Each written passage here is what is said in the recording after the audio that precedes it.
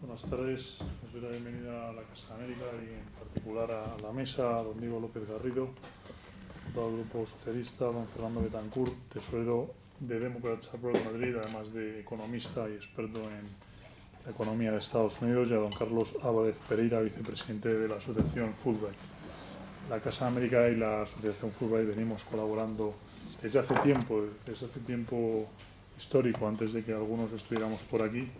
Y en el último tiempo, en los últimos meses, hemos retomado esta colaboración con diversas actividades, porque hoy vamos a hablar de un asunto transatlántico. Vamos a hablar de las relaciones de Estados Unidos y la Unión Europea y, sobre todo, cómo han afrontado cada uno de los del país de Estados Unidos y de nuestra región, de nuestra Unión Europea, la crisis económica. Ese es el título. Estados Unidos y la Unión Europea ante la crisis, dos políticas y dos resultados. La reflexión es interesante porque también en esta presentación se volverá a hablar del libro que acaba de publicar Diego López Garrido, La Edad de Hielo, y por otro lado porque en estos momentos también converge el momento político de negociación entre Estados Unidos y la Unión Europea sobre ese acuerdo de asociación, que también implica, lógicamente, una serie de acuerdos en materia de comercio e inversión que es relevante para ambas regiones, Estados Unidos y la Unión Europea. Por lo tanto, estoy seguro que hoy no vamos a hablar de eso, pero sí que ver cómo cada uno de los Estados Unidos y la Unión Europea han afrontado la crisis de una manera diferente es muy interesante, y las reflexiones de la mesa y en particular de Diego López Garrido en ese libro que publica y que seguro que a todos nos interesa. Muchas gracias. Bueno, muchas gracias, Tomás. Empezaremos por el obligado pero no menos sentido capítulo de agradecimientos. Primero a nuestros anfitriones, ¿no? a la Casa de América y a su director general, Tomás Poveda. Por supuesto, a todos vosotros por estar aquí. ¿Qué haríamos sin vosotros el público? Especialmente por el formato que vamos a desarrollar esta tarde y que luego comentaré. Y, por supuesto, a los ponentes también por estar aquí, por dedicarnos parte de su valioso y muy ocupado tiempo. Y también quería agradecer a personas, concretamente dos personas que han hecho posible este acto, que normalmente se suelen caer de los agradecimientos, pero hay que valorar la labor de las personas que están detrás, concretamente a Ana Pellicer de Casa América y a Gil Carvajal de la Asociación Fulbright, sin el cual, que en realidad es gracias a quien tiene lugar este encuentro. Con mi gorra de vicepresidente de la Asociación Fulbright, simplemente voy a contar en un minuto lo que hacemos. La palabra Fulbright, como habréis podido percibir, está de moda porque el programa de becas Fulbright acaba de recibir el galardón del Premio Príncipe de Asturias a la cooperación internacional, con lo cual toda la comunidad Fulbright estamos muy contentos y un poco flotando. La asociación Fulbright es una parte pequeña, pero creo que valiosa, de ese ecosistema, ¿no? Una anécdota sobre el nombre, porque a veces me dicen si Fulbright quiere decir totalmente brillantes, ¿no? Si, claro, como es un programa de becas para gente destacada, por eso se llama así, ¿no? Y entonces conviene matizar que Fulbright es el nombre del senador J. William Fulbright, quien impulsó el programa a finales de los años 40 en Estados Unidos.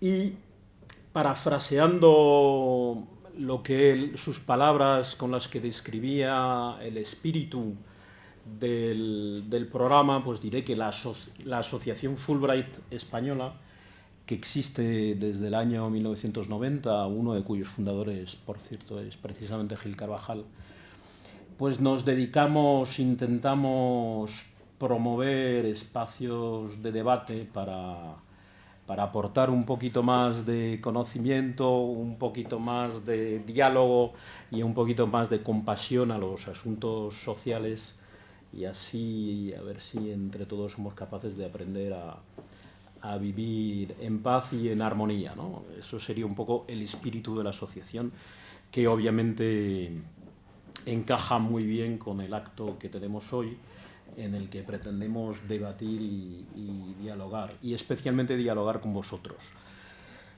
El formato va a ser el siguiente, van a tener tiempos de intervención los dos ponentes, aproximadamente 20 minutos cada uno, y luego quizás un turno de réplica contra réplica entre ellos, y cederemos luego la palabra a la audiencia para las preguntas, que seguro que serán muy interesantes.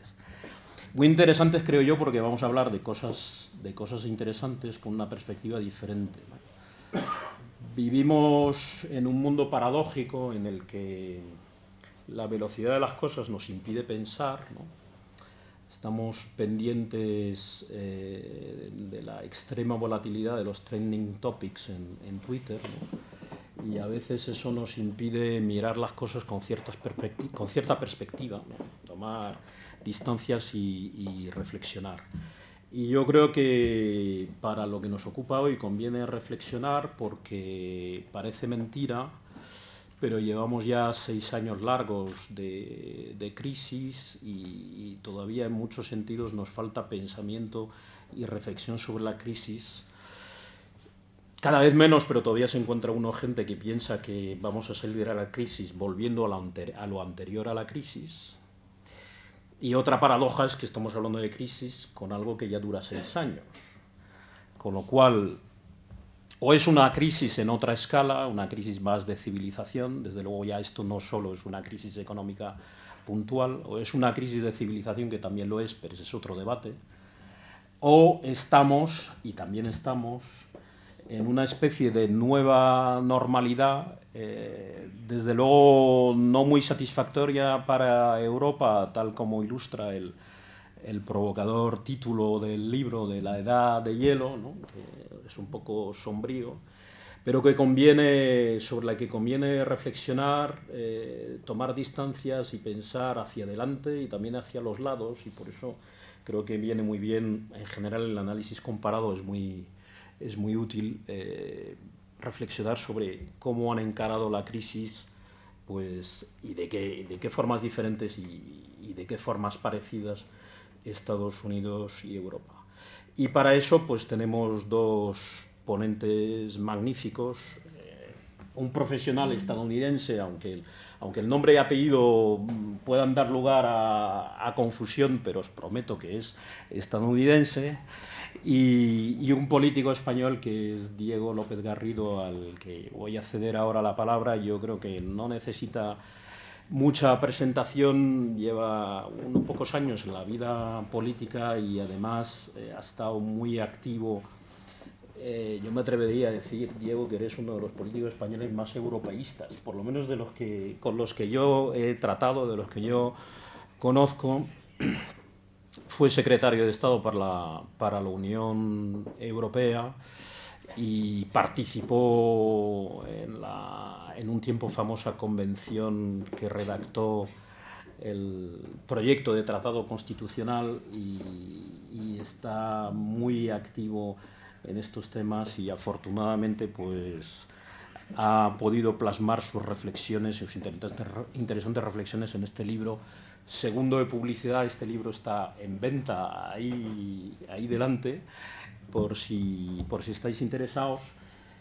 Y luego, y con esto termino de verdad, decir que este libro está siendo traducido al inglés y se va a publicar en el Reino Unido y en Estados Unidos, lo cual es bastante excepcional para ensayos, y más, creo yo, ensayos políticos publicados en castellano. Pero de momento me callo y dejo la palabra a Diego. The floor is yours, como dicen los americanos. Thank you. Muy bien, pues buenas tardes a todas y a todos. Y yo también, siguiendo con el camino trazado por Carlos, agradecimientos a la casa que nos da hospitalidad, la Casa de América, y a Tomás Poveda. Nos hemos vuelto a reencontrar. Me recordaba él de hace algunos años en Bruselas, cuando nos conocimos, y naturalmente también a quienes han hecho posible, acogieron inmediatamente la idea y la organizaron, como es, lo ha citado ya Carlos, Gil Carvajal, que dirige Democrats Abroad, y que espero que el día 4 esté muy contento por la noche, el martes que viene, el supermartes que viene, y a Fernando Betancor, que ha tenido la amabilidad también de participar en este coloquio. Por tanto, los agradecimientos a quienes han hecho posible este acto, que espero que sea un acto dinámico, y que después de las intervenciones que no nos enrollemos demasiado y que podamos hablar entre todos y contestar a observaciones o preguntas. Y por supuesto, Carlos, muchísimas gracias por tu cariñosa presentación, y a todos los que han venido esta tarde aquí, en vez de estar paseando por la Castellana, que hace un día muy agradable, pues es de agradecer que estén aquí escuchando reflexiones sobre algo realmente sí muy importante, muy significativo, que es la crisis económica en la que ya llevamos 7 años, quizá casi 8, porque para Paul Krugman esto empezó en el 2007, cuando hubo una crisis en el Banco Paribas, y por tanto, y esa es la tesis realmente de fondo del libro, efectivamente, como decías, con ese título metafórico, La Edad de Hielo, que encierra la tesis del libro, y es que vivimos una edad nueva, hemos entrado en una era diferente. La crisis nos está dejando un legado que consiste en que estamos en una nueva situación, en una nueva edad. Y como dijo una vez Iñaki Gabilondo muy sagazmente, cuando uno entra en un túnel, nunca sale en el mismo sitio en el que entró, sale en otro sitio distinto. Y eso es lo que nos va a pasar si es que salimos del túnel alguna vez, porque ante los acontecimientos que nos rodean, sobre todo en la eurozona, uno ya duda de que pueda haber la salida de este túnel. Pero bueno, a eso me referiré luego. Yo quisiera proponer 3 cosas para el debate. La primera cosa que propondría es que claramente Estados Unidos y la Unión Europea han reaccionado de forma diferente a la crisis. Nació la crisis en Estados Unidos, la inventó Estados Unidos con ese desastre de las subprimes y con ese desastre de desregulación financiera.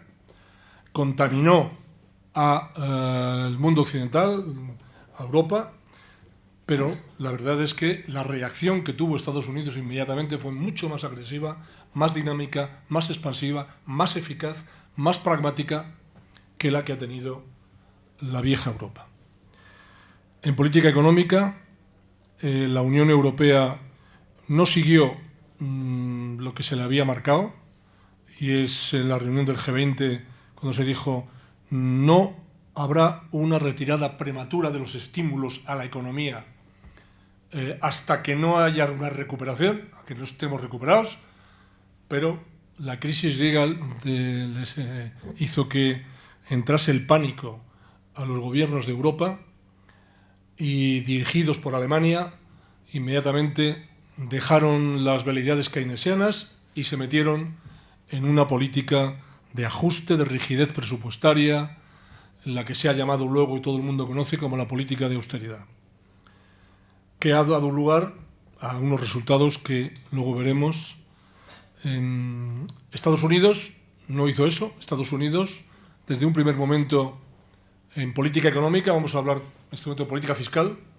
En política fiscal, Estados Unidos lo que hace es que hace un esfuerzo inversor, en infraestructuras, la típica política keynesiana de contrarrestar una crisis económica, un hundimiento, porque lo que produjo la crisis financiera fue un hundimiento de la economía, un hundimiento del crecimiento, una subida espectacular del desempleo, y Estados Unidos reaccionó inmediatamente con todas las fuerzas que tenía.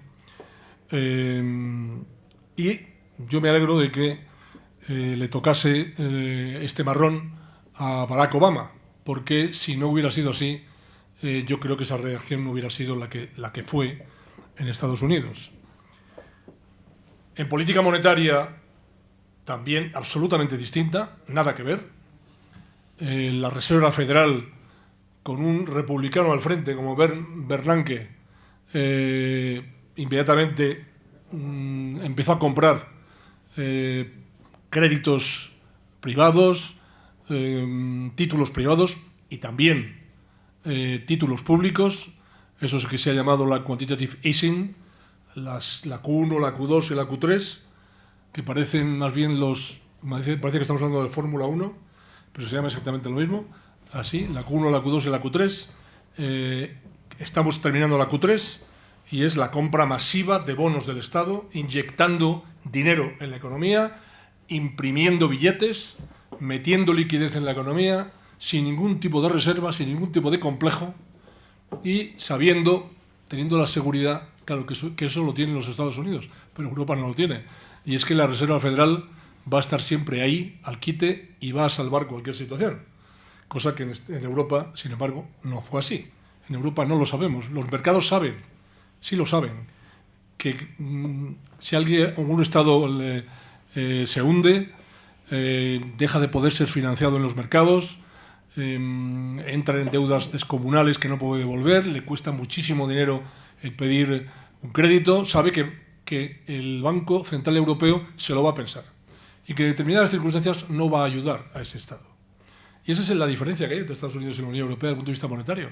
Estados Unidos tiene una Reserva Federal que está al quite y nosotros tenemos un Banco Central Europeo que no está al quite y que tarda mucho retraso en adoptar medidas que toman los Estados Unidos o el Reino Unido, que tiene su propio banco también, Banco de Inglaterra, mucho antes.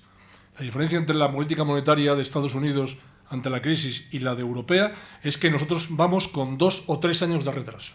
Es decir, lo que está haciendo en este momento, lo que este año está haciendo ya, por fin, el Banco Central Europeo, Draghi, que es inyectar dinero y empezar ya desesperadamente a decir que hay que ir a los estímulos, pegar un bajón a los tipos de interés prácticamente a cero, estamos en el 0,05, prácticamente a niveles estadounidenses.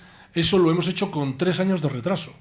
Eso ya lo hicieron los Estados Unidos hace 3 años.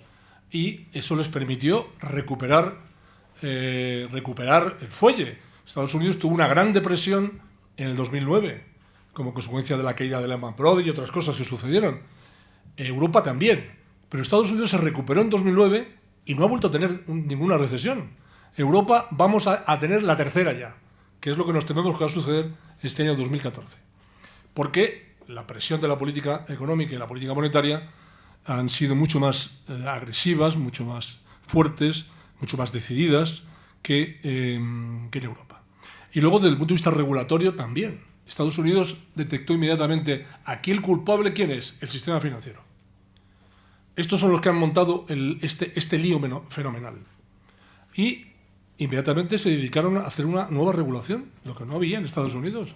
E hicieron la estupenda ley Dodd-Frank, que es verdad que es muy estupenda, pero que es tan compleja que todavía la están desarrollando. Ese es el problema que tiene la ley Dodd-Frank, que todavía no la han acabado de desarrollar, pero tienen una regulación con la famosa regla Volcker, que luego ha imitado en alguna medida Europa, pero siempre detrás.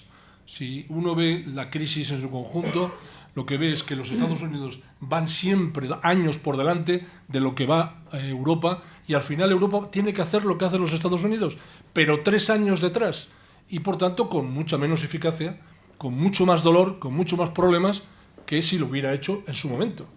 Esto que dijo Draghi, whatever it takes, en el año 2012, ya lo podía haber dicho 2 años antes. Y como siempre, la Unión Europea ha ido por detrás. Por lo tanto, primera propuesta, las formas de reacción de Estados Unidos y de Europa, que son los mundos afectados por la crisis, los que crearon la crisis, los que sufrieron la crisis y sufren la crisis, el mundo occidental, que produce la mitad del Producto Bruto del mundo. Europa y Estados Unidos producen el 25 aproximadamente del Producto Bruto del mundo, por lo tanto la mitad del PIB mundial es lo que se ha llamado siempre the West. Ese mundo se dividió a la forma de reaccionar ante la crisis. Uno lo hizo de una forma mucho más eficaz que lo ha hecho la Unión Europea, hay que reconocerlo así. Los resultados, segunda propuesta que yo haría para el debate, los resultados son por tanto diferentes, así se llama este coloquio que tenemos esta tarde aquí, 2 políticas, 2 resultados. Hablando con Gil Carvajal nos pareció que era una forma muy gráfica de explicar sobre lo que podíamos discutir. Los resultados, yo tengo aquí unas cifras que son absolutamente demoledoras. En Europa, como decía yo anteriormente, estamos a punto de ir a la tercera recesión. Si no, una recesión técnica, algo que se parece mucho. Tuvimos una en el 2012 tremenda. En estos momentos los resultados, está a punto de salir los resultados del tercer trimestre del año, pero los del segundo trimestre es que hay una recesión en Alemania, ha habido.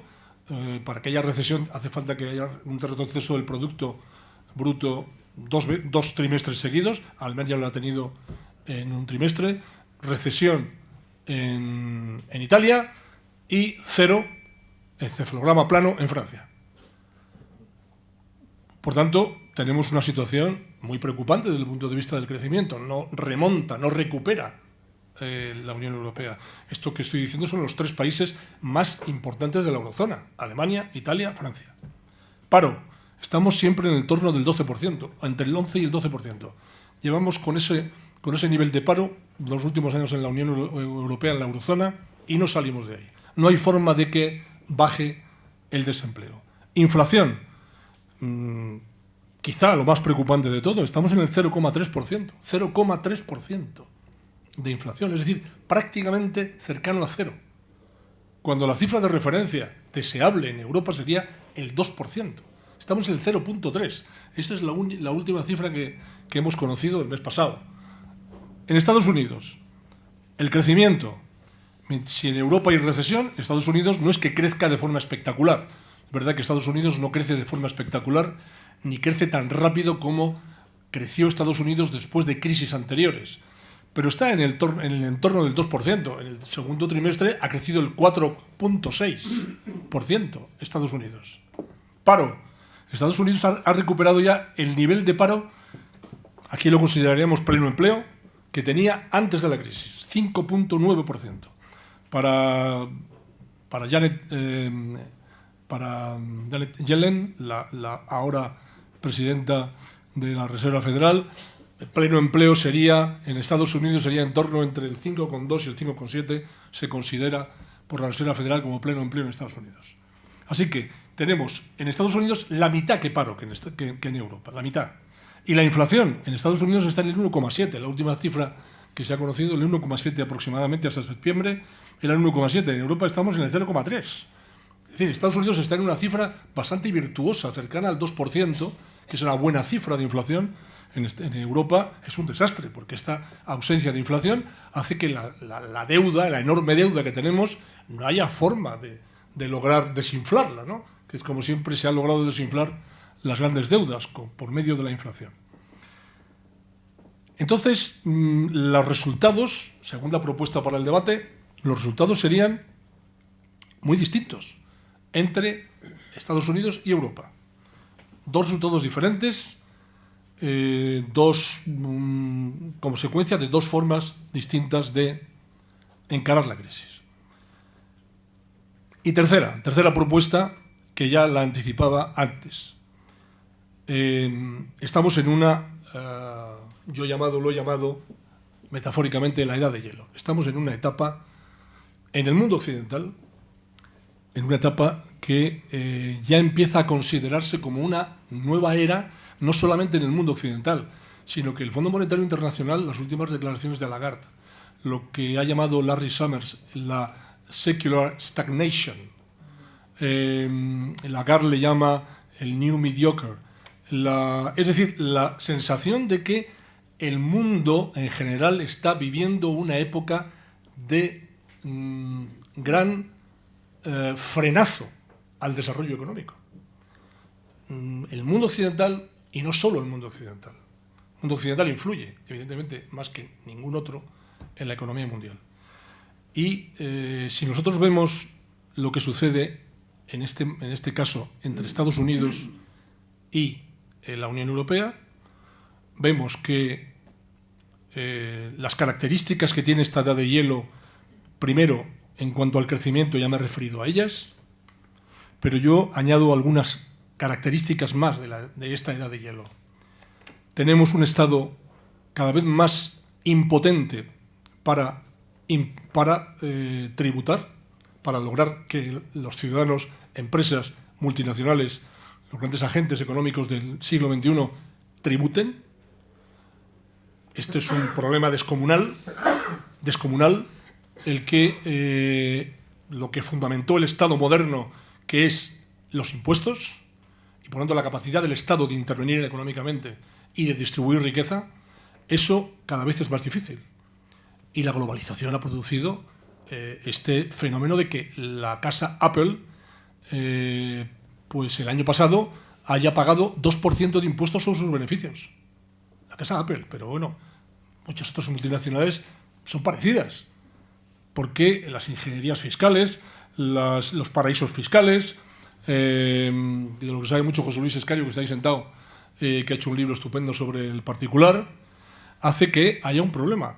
Hay que reconocer que en relación con esto también hay diferencias entre Europa y Estados Unidos. Estados Unidos ha conseguido lo que nadie pensaba que podría conseguirse, y es que desaparezca el secreto bancario en Suiza. Si se fijan, estos días ayer o antes de ayer, cuando se produce esa redada contra algunos políticos, el más conocido era Francisco Granados, que fue el número 2 de Esperanza Aguirre.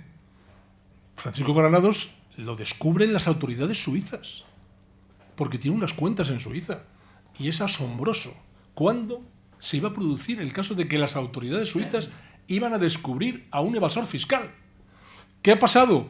Que Suiza, ante la amenaza de Estados Unidos de decirle o tú dejas el secreto bancario o no entras en mi territorio financiero, ha tenido que agachar las orejas y decir, vale, de acuerdo. Ante lo que dice el boss, yo tengo que plegar velas y aceptar que ya no habrá secreto bancario en Suiza. Eso es un paso descomunal, que lo ha hecho Estados Unidos. Europa no ha sido capaz de hacerlo, Y tenemos el desafío de los paraísos fiscales, que sigue siendo el gran desafío que permite evasiones enormes fiscales y que es una característica de la edad de hielo. Y el sistema financiero, otra importante característica, la hegemonía del sistema financiero, que no está contestada y que como decía anteriormente, han respondido de diferente forma a Estados Unidos que Europa. Estados Unidos con una regulación mucho más fuerte, Europa con una regulación mucho más liviana, que todavía no ha entrado en vigor, porque la Unión Bancaria Europea todavía no ha entrado en vigor. Por lo tanto, esa gran diferencia. Hay un punto en el que Estados Unidos y la Unión Europea se acercan. Todos los demás puntos que yo me he referido, y ya termino, Carlos, se nota una gran diferencia entre Estados Unidos y la Unión Europea. Una gran diferencia de entrada. Aquí, en el punto que voy a tratar, que es el tema del bienestar, no tanto. Por ejemplo, en el subempleo. En el subempleo que, no en el desempleo, Estados Unidos hemos dicho que tiene la mitad que Europa, pero en el subempleo, es decir, la devaluación salarial enorme que se ha producido en el mundo occidental. Se ha producido en Europa, se ha producido en Estados Unidos. Quizá una de las razones, dicen, por las cuales Obama no es tan popular como lo puede ser en Europa, cosa que a mí me parece, la verdad, incomprensible, que a Obama no le hagan la ola en Estados Unidos. Y no le hacen la ola. Al parecer, el martes puede haber una subida de los republicanos, cosa que aquí desde Europa se parece increíble que puedan hacer ese tipo de votación en Estados Unidos. Pues una de las razones, se dice, es precisamente porque ese casi pleno empleo que tienen los Estados Unidos ha sido a costa de que ha bajado el nivel salarial. Así que ha habido una devaluación salarial, que es una característica también de la edad de hielo, una devaluación de las condiciones de empleo. La pobreza. Sigue habiendo unos niveles de pobreza extraordinarios en Estados Unidos y en Europa. Y la desigualdad. Sigue habiendo una desigualdad que se ha acrecentado en Estados Unidos y en Europa. Claro, son situaciones más parejas porque Europa parte de una posición en lo que es welfare state, estado de bienestar, superior a Estados Unidos. Europa ha tenido siempre un estado de bienestar con superiores, mejores prestaciones que las de Estados Unidos, claramente. Por eso, en este momento, puede decirse que ahí ya no gana tanto Estados Unidos a Europa, no le gana tanto, porque parte de una situación inferior. Es que Estados Unidos parte de más abajo que Europa en cuanto al estado de bienestar. Bueno, estas son las reflexiones que yo hago, las propuestas que yo hago para el debate en esta tarde. Creo que por ser constructivo y que no parezca que haya una visión absolutamente negativa o pesimista, el conocer estas circunstancias hace que sea posible el afrontarlo de una manera mejor. Yo diría que Europa tiene que acercarse más a muchas de las soluciones que ha dado Estados Unidos a la crisis, pero sobre todo tiene que colaborar. La salida de la crisis no se hace sin una colaboración entre Europa en el interior de Europa. Europa tiene que colaborar en su interior, en la integración política europea. Y Europa tiene que colaborar con Estados Unidos. La salida de la crisis también tiene que ver con una fuerte correlación entre Europa y Estados Unidos. Yo creo que esto que Tomás ha citado anteriormente, el TTIP, el famoso TTIP, es del Tratado de Libre Comercio entre Estados Unidos y la Unión Europea, sobre el que espero que en la Casa de América haya algún debate también pronto, porque es un asunto fundamental, sobre el que estoy trabajando bastante, por cierto. Creo que es, frente a lo que se va diciendo sobre todos los males posibles que pueden traer ese tratado, creo que es una de las formas en las cuales podemos salir de la crisis o ayudar a salir de la crisis. Esta colaboración comercial que tiene que existir entre dos economías, dos mundos, dos regiones económicas que están imbricadas necesariamente para lo malo y para lo bueno. Y estuvimos imbricadas para lo malo cuando la crisis se extendió a Europa y tenemos que estar imbricadas también para lo bueno. Muchas gracias.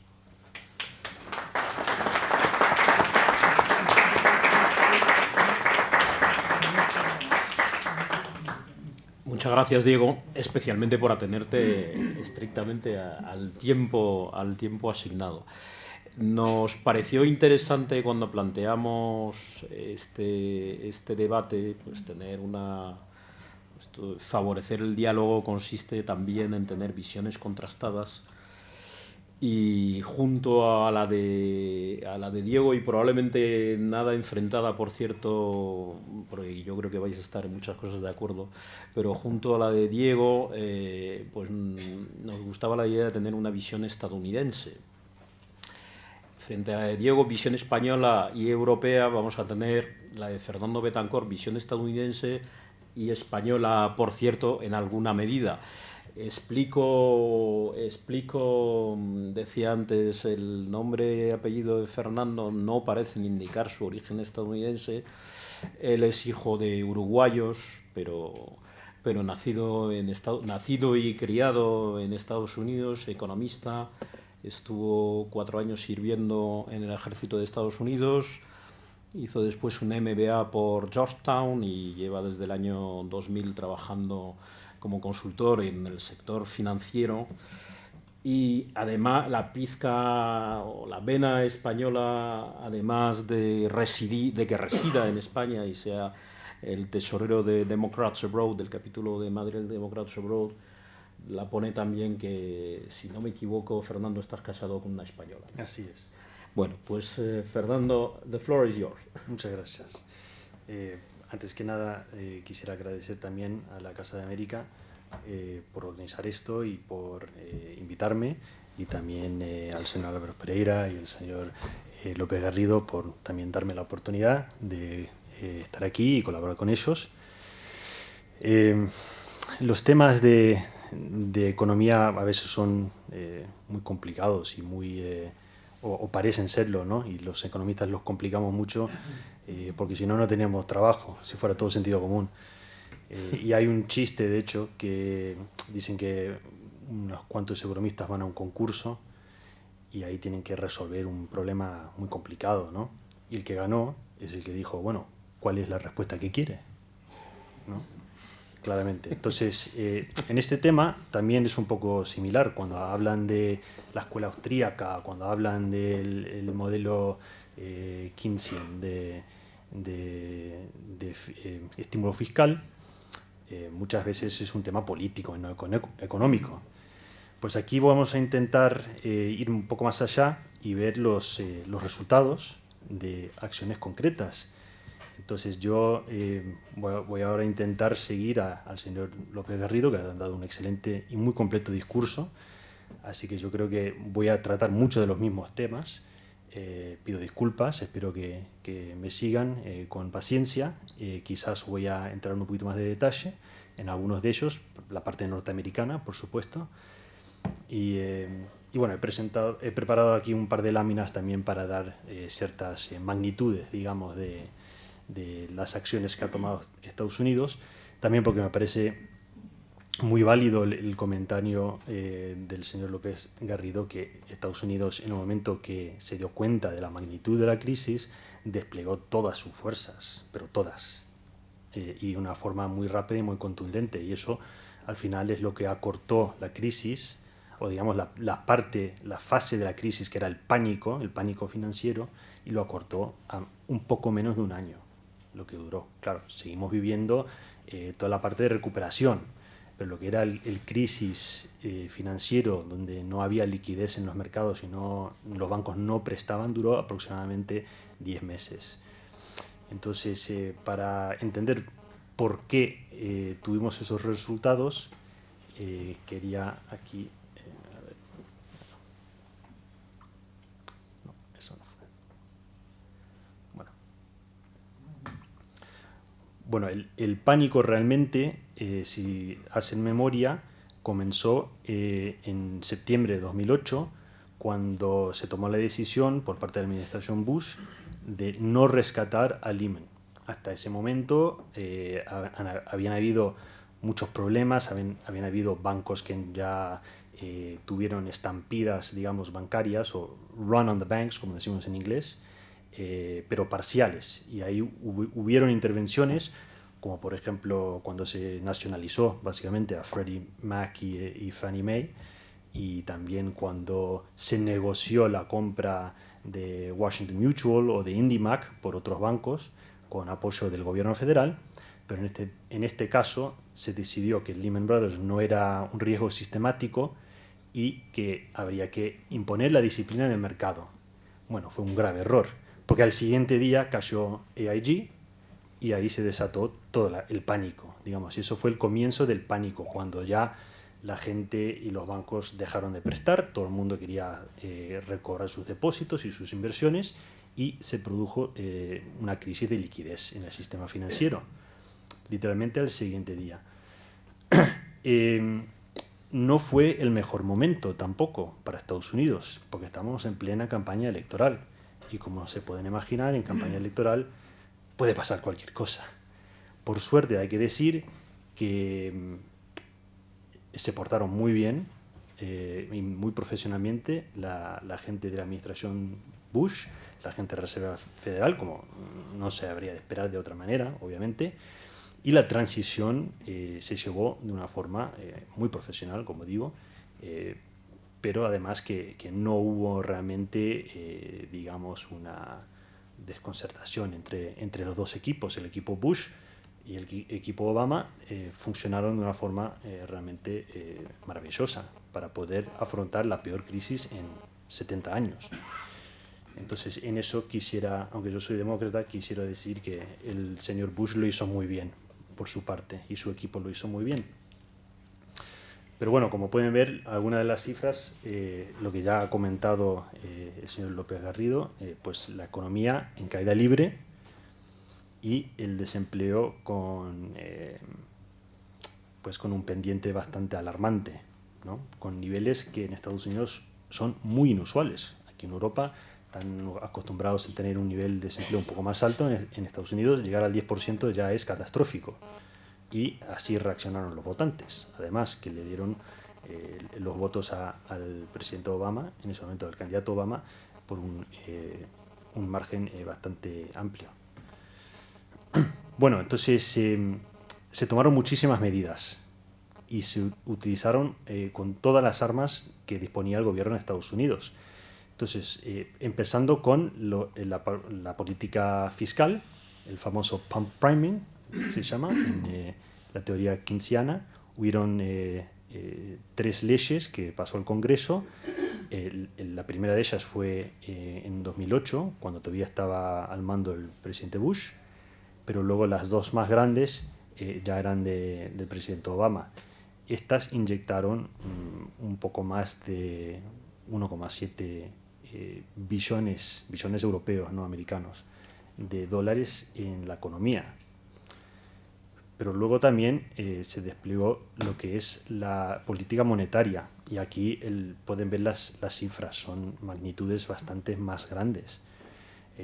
Hubieron esfuerzos para inyectar cantidades masivas de liquidez, como son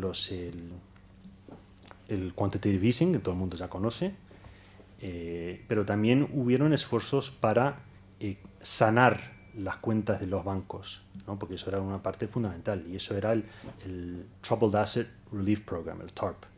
Y con el Troubled Asset Relief Program es un poco lo que España ha hecho con el Banco Malo. Es el gobierno: yo voy a comprar todo lo malo, toda la basura que tenés. No se planteó tanto así a los votantes, pero es básicamente toda la basura que tenés, dámela a mí y yo luego veo cómo la vendo. Y eso fue en torno a 8.000 millones de dólares, que al final no se gastó todo eso, pero una gran cantidad. De hecho, de esa cantidad fueron en torno a unos 420.000 millones de dólares que se utilizaron de la autorización, de los cuales a la fecha del 2013, finales de 2013, se habían devuelto 400.000 millones, o sea que es casi un 95% del dinero que prestó el gobierno federal se le ha devuelto. O sea, no es tampoco como a veces han dicho los republicanos, tirar el dinero a la basura. Se ha recuperado al final. Pero bueno, el FED también no quedó satisfecho con inyectar liquidez, sino que también redujo la tasa interbancaria, el Federal Fund Rate, básicamente al 0%. Estaba regalando el dinero, y así lo tomaron los bancos. Y esto tuvo un efecto al final muy, muy salubre, que los bancos aprovecharon esta oportunidad para quitarse todos los activos problemáticos que tenían, sanaron sus cuentas y con eso pudieron empezar a prestar. Y de hecho empezaron a prestar más o menos al año y medio. Empezó a fluir otra vez el crédito. Que año y medio suena con mucho tiempo, pero aquí en España todavía sigue sin fluir. No, pero bueno, hay que comparar, no es un tema tampoco una crítica, pero pues es así. Y luego también hubieron una reacción regulatoria muy fuerte, que también el señor López Garrido lo ha mencionado. Hubieron muchos rescates. 294 instituciones financieras en Estados Unidos recibieron casi 200.000 millones de dólares. Entonces yo personalmente estoy de acuerdo que sí se les tiró de los culpables, pero al final se rescató y no terminó nadie en la cárcel. Pero bueno, eso al final es la realidad del mercado. El mal peor sería que un colapso del sistema financiero y luego que toda la economía real se hunda también. Entonces se les tuvo que rescatar. También lo que se hizo fue, se empezó, porque se reconoció que hubo un lapsus muy, muy grande regulatorio, se empezó a lo que se llama el SCAP, que es el Supervisory Capital Assessment Program. Vamos, son los stress tests que se está haciendo aquí también en Europa. Pero en Estados Unidos se hicieron de una forma bastante más rígida, yo creo, y lo que resultó fueron muchos bancos en 2009 que no cumplieron con los mínimos de capitalización, pero aprovechando todos los programas que acabo de mencionar, como TARP como el TAF, que son préstamos a corto plazo, y lo que es el quantitative easing también, pues pudieron sanar sus cuentas, y en 2010 no hubo un stress test, pero en 2011 hubo otro que mostró que se había sanado muchísimo más, por lo menos en cuanto a niveles de provisionamiento de capital, la banca americana. Y finalmente hubo la imposición del cambio regulatorio Frank-Dodd, que para mí es, primero, demasiado complejo para funcionar bien, porque todo lo que es complejo al final termina rompiéndose por un lado, pero además realmente no llega a lo que debería ser, que es el régimen regulatorio que teníamos antes de, digamos, que comenzó el presidente Reagan y luego los siguientes presidentes, de minar, que es el régimen de Glass-Steagall, al final, que se impuso en 1930, bueno, en la década de los 30, como una respuesta a la Gran Depresión. Y durante todo ese tiempo no hubo crisis financiera en Estados Unidos, ni una sola, durante casi 70 años. Se quitó porque ya los nuevos modelos económicos decían que eso ya no era una posibilidad. Inmediatamente tuvimos un colapso en lo que eran las cajas en Estados Unidos, los saving and loans, y a poco tiempo ya empezamos otra vez en el ciclo de crisis cada 5, 10 años. Esto es la más gorda, pero habrá otra, así no se arregla esto. Bueno, luego Estados Unidos también goza de otras ventajas, yo creo, frente a Europa, que cabe mencionarlas también porque ayudaron mucho a una flexibilidad en el mercado laboral, que yo creo que es mayor al de Europa. No tanto como algunos piensan quizás, hay mucha movilidad laboral en Europa, pero algo más. Ayuda que tenemos, en todo NAFTA tenemos 3 idiomas, básicamente, si contás a los quebecois, pero en realidad la masa de la gente hablan 2 idiomas nada más. Aquí son 24 oficiales. Complica un poco la situación. En Estados Unidos también existe la mutualización de la deuda pública, que aquí es un tema recurrente, que a ver si a nivel europeo podremos enfrentar las deudas y no a nivel griego, a nivel italiano, a nivel belga. Tiene sentido también. Tiene mecanismos de transferencias interestatales muy eficientes en Estados Unidos y que además son contracíclicos. Cuando los estados no pueden, por falta de recaudación, porque ha bajado la economía y su recaudación impositiva, cuando ellos no pueden afrontar algunos de los servicios sociales que ellos brindan a sus ciudadanos, pues el gobierno federal normalmente asume esa responsabilidad y lo puede hacer de una forma mucho más barata que los estados, y eso en Europa todavía no existe. Luego, nosotros acusamos a los chinos mucho de controlar la divisa. Nosotros somos los primeros en controlar la divisa, está clarísimo, y la mantenemos a un nivel que nos favorece muchísimo. Con eso nuestras exportaciones han subido, y han subido una cantidad importante en los últimos 5 o 6 años. Y finalmente la revolución en la energía, muy polémica, estoy de acuerdo, tiene sus ventajas y sus desventajas, con todo el tema del fracking y las posibles consecuencias y posible daño medioambiental que eso implica, pero en términos prácticos significa que el consumidor estadounidense paga un 40% menos, más o menos, en su electricidad, y además que en la industria americana está gozando de las mismas ventajas, y hay algunas industrias como la petroquímica, como la química, donde empresas europeas están teniendo muchos problemas para competir, y algunos, como la BASF alemana, están invirtiendo masivamente en Estados Unidos, y eso nos ayuda, obviamente, en la economía. Pues entonces esos son 4 factores que realmente están totalmente fuera del control del gobierno, pero que nos ayudaron a afrontar esta crisis. Para entrar un poco más en detalle, pero muy rápido, quisiera simplemente decir que en Estados Unidos republicanos y demócratas tenemos mucho debate sobre el impacto que pueda tener una política versus la otra, pero al final, cuando hay una crisis, ambos recurrimos a la política fiscal.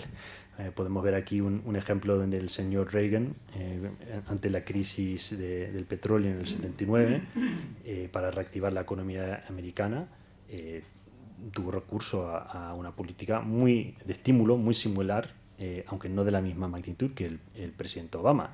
Le estuvo dedicando en torno al 2 o 3% del PIB anualmente entre 1981 a 1985 para reactivar la economía, mientras que el presidente Obama entre un 4 y un 5%. Pero también la magnitud de la crisis era mucho mayor.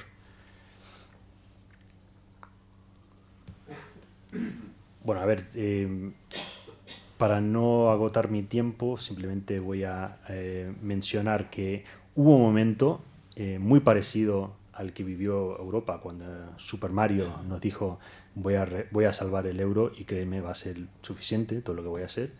Pues Timothy Geithner, el tesorero de presidente Obama, cuando entró en su oficio, pues también el Congreso le dio autoridad ilimitada.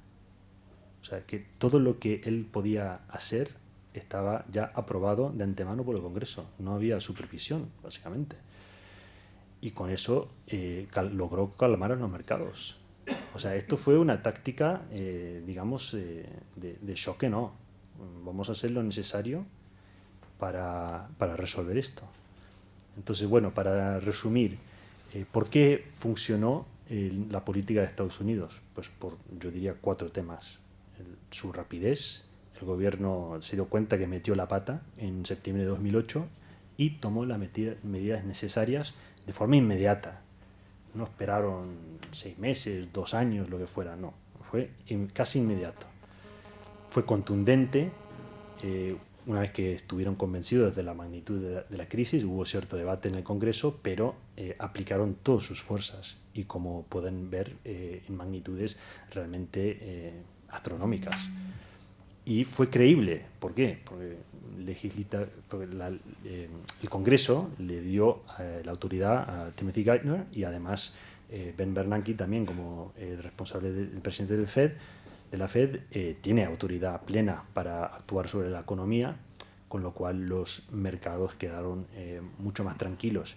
Y las magnitudes que se estaban publicando en las prensas también les convencieron. Fue la aplicación de shock and awe. Igual que se hizo en la guerra contra Irak, esto también, pero en modo financiero. Y fue, como vemos, suficiente. Y finalmente hay que reconocer que las instituciones americanas funcionaron como fueron diseñadas, al final, durante un periodo de transición y también en un momento de crisis, cuando se tuvo que un poco trabajar sobre la marcha para resolver una crisis que no se había visto en 80 años. No funcionaron antes para evitarla, pero después sí funcionaron. Eso hay que reconocer. Bueno, y también finalmente se aplicaron la receta, que yo creo que es una receta conocida para resolver estas crisis. La pregunta que quizás podríamos debatir es por qué no se ha aplicado aquí en Europa. Porque estos son temas que se han estudiado durante los últimos 80 años, justamente desde el 30, y yo creo que hay un consenso bastante amplio entre economistas. La acción contracíclica, ser el prestamista de última instancia y la limpieza de las cuentas de los bancos para que puedan empezar a prestar y reactivar la economía real. Pero pues por algún motivo u otro aquí en Europa seguimos debatiendo cuándo vamos a llegar a aplicar estas medidas. Y espero que finalmente las estemos aplicando. Pues no sé. Pues muchas gracias, Fernando, también por tu intervención.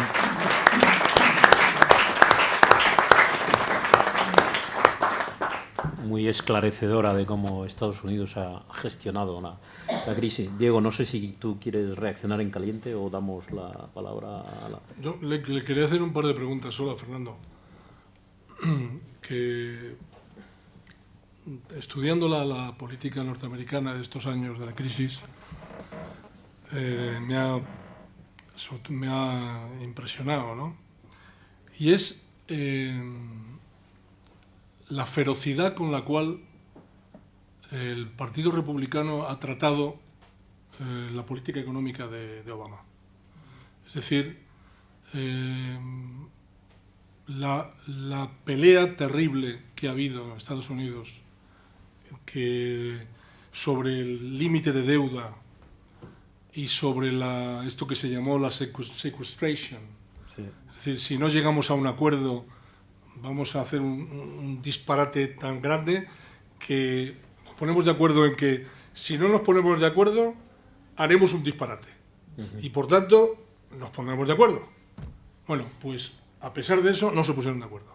Y claro, llegamos al fiscal cliff del que se habló y de bajadas espectaculares en gastos de defensa, bajadas, subidas de impuestos en no sé qué. Bueno, todo porque la propuesta de Obama, que es, en Estados Unidos tenemos que subir los impuestos a los ricos. Porque los regalos fiscales que les hizo Bush a los ricos, tenemos que subir los impuestos a los ricos. Y con eso podremos hacer un sistema que se acerque un poco al sistema de bienestar europeo. Sobre todo el llamado, en principio despectivamente por los republicanos, el Obamacare.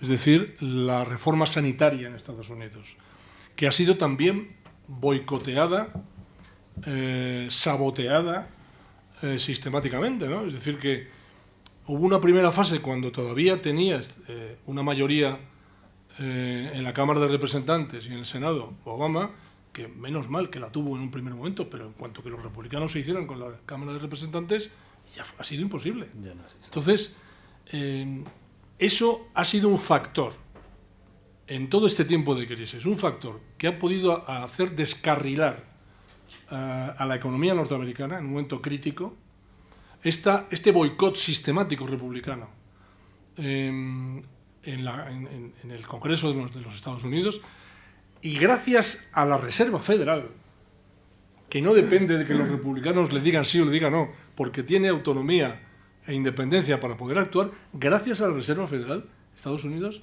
es capaz de salir. Pero a mí me ha asombrado el ver la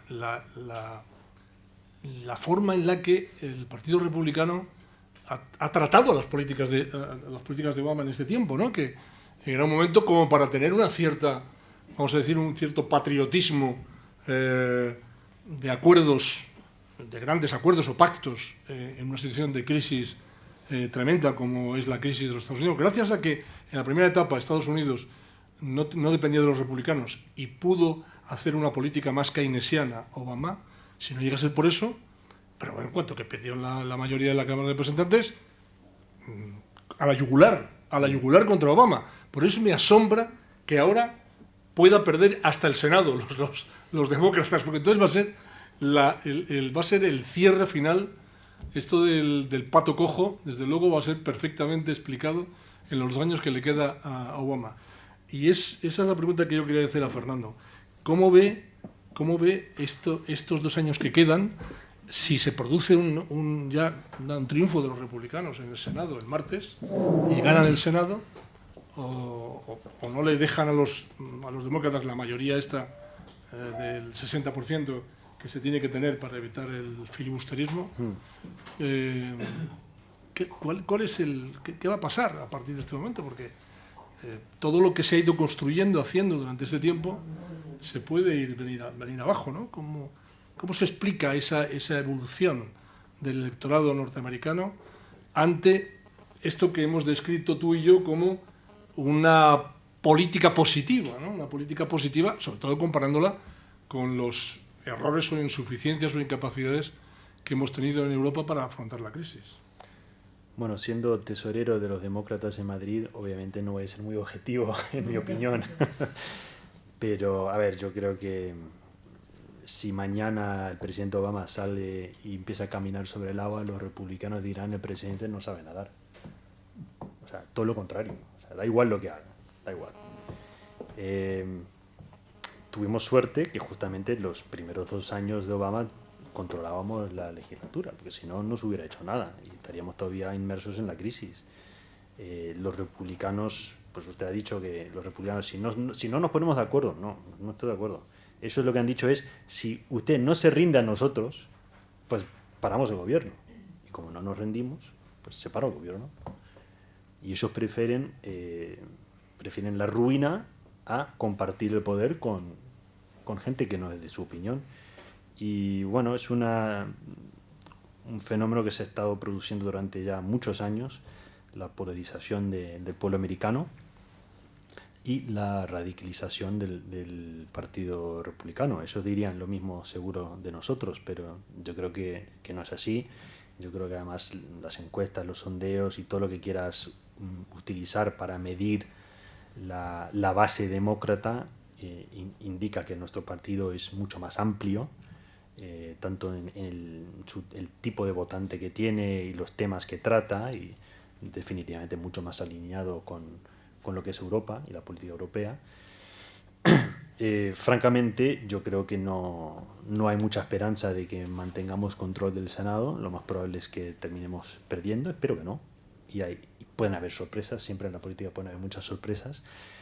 La realidad es que aunque siguiéramos controlando el Senado, como no vamos a recuperar, digamos, la Cámara de Representantes, ni vamos a ganar escaños en el Senado para poder superar el filibuster republicano, no se va a poder hacer nada con la legislatura que viene.